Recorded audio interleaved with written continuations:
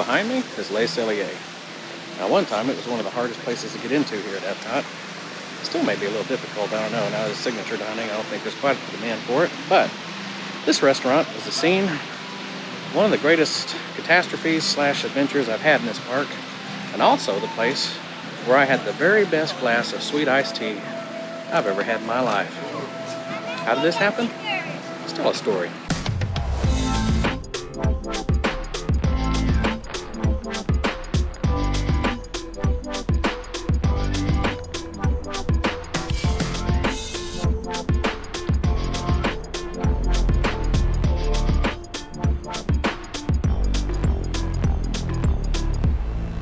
So back in those days, you didn't have My Disney Experience. So when you had reservations, you just had to write them down and hope you didn't forget them.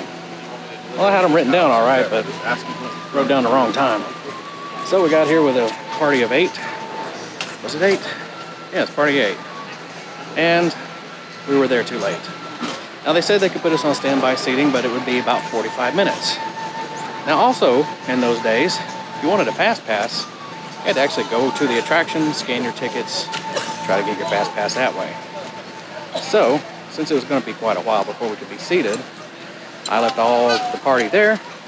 I decided I was going to run over to Soarin', get us fast passes. Figured 45 minutes would be plenty of time to get there and get back.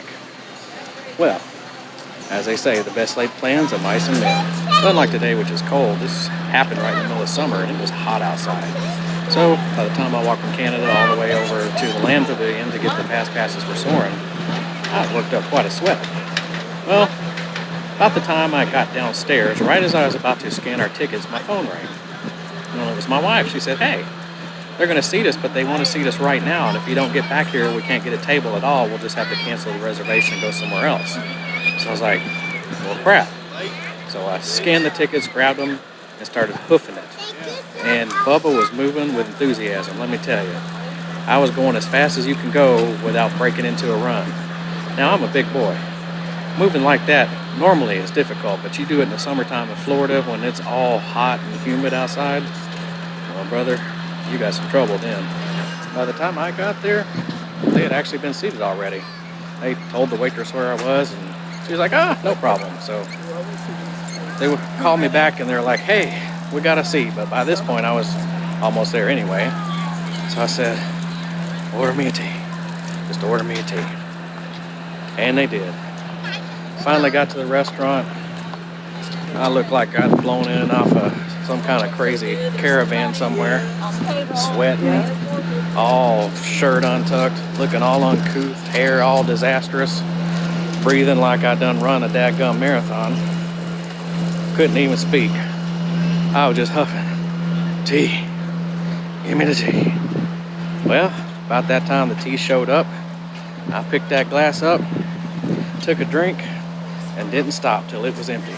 Now, just like in those cartoons when someone's really hot, they put water on themselves and smoke just goes everywhere, that's what happened to me. I took that drink, there was steam coming out the side of my ears.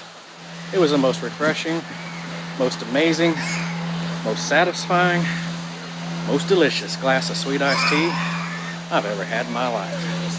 And as a Texan, that's saying something. Thanks for listening to my story. You guys have a great day. Take care, y'all.